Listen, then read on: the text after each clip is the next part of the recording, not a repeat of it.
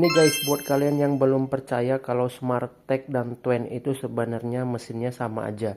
Ini remote si Twen ya.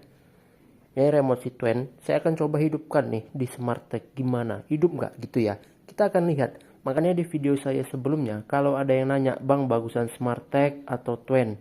Saya selalu bilang beli yang paling murah aja. Gitu ya guys. Kenapa? Karena saya bilang ini mesinnya sama aja. Kalau kalian pakai SmartTech, remote-nya hilang, kalian bisa beli remote si Twen ini. Dan bentuk remote mereka ini sama guys.